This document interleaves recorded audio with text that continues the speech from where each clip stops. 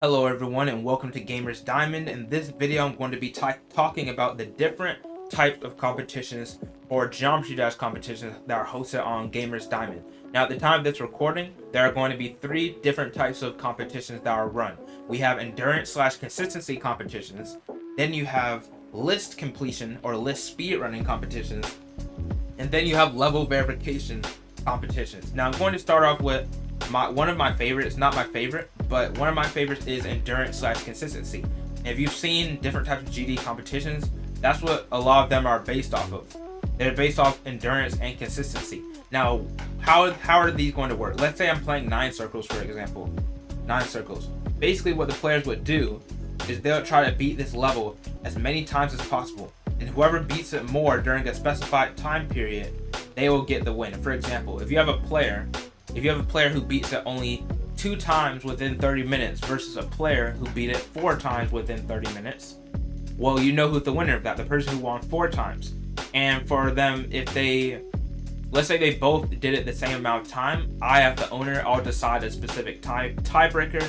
Depending on the competition, I'll decide a tiebreaker for them if they both beat it the same amount of times. So that's basically how endurance and consistency works. It's all about practicing the same level and becoming really consistent at it. As you can see, there's no luck involved. Any levels that have luck-based elements, I will not be including them.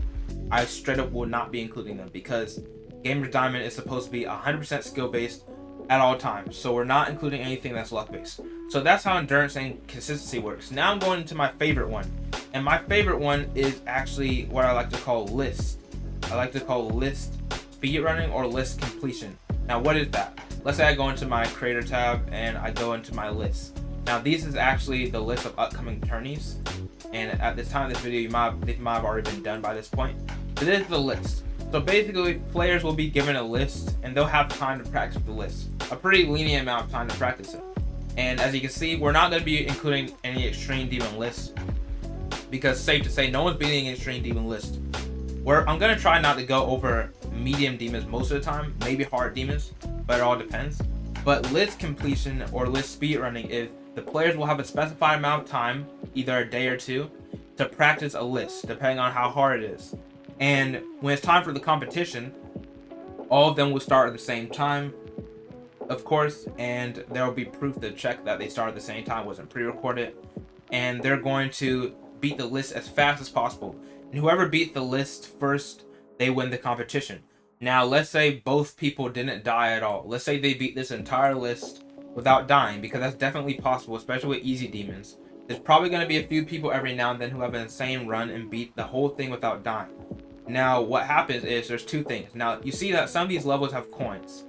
So basically, if 2 people beat it at the same time and they both didn't die, whoever has more coins will be the winner of that. So that rewards people not only to practice the level, but if you want to avoid a possible tiebreaker, especially if the levels are easier, because they're not only going to be demons, we might go to insanes, we might go to harders.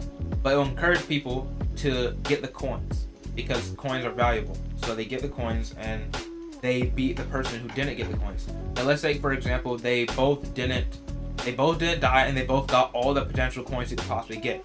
Now if that happens, once again, I, the owner, will be deciding different types of tiebreakers. They're still going to be skill-based, but I'll be deciding different tiebreakers that will break the tie. So there'll never be a tie situation. Now last but not least, we have level verification. Now level verification is also very easy to explain. Basically, let's say I created a level, and let's say it's something like this. This is a level I've created. And basically I'll create a level that won't be posted on the servers yet. I'll make a level that's been unverified. It's completely unverified. And then I'll just hack verify it. RobTop, don't ban me. But of course, you already know people, it's pretty common that people use hack verification in GD. But I'll hack verify it and I'll give it to the players for the competition. I'll tell them exactly when, so they all have the same starting time. But whoever verifies that level first, they win the competition. It's as simple as that. Already give them an idea of what type of gameplay it includes, so they can be ready for it, maybe even a video for it. But they'll all be given a level to verify, and the first few people who verify it, they will get the prize for that competition. So those are the main different types of competitions. All of these are skill-based. For example, something that wouldn't be skill-based is a daily level competition. because first of all, it's kind of based off Wi-Fi. Someone who has better Wi-Fi, they'll register their stuff faster. And another thing is that sometimes people beat the daily level already without even knowing it, and then they have advantage over the people who happen to not have beaten that daily level. So that's luck based, we're not including that. But those are the 3 main competitions that will be included in Geometry Dash. We're going to add some more in the future, but the whole point is keeping them 100% skill based, so there can be 100% fair competition.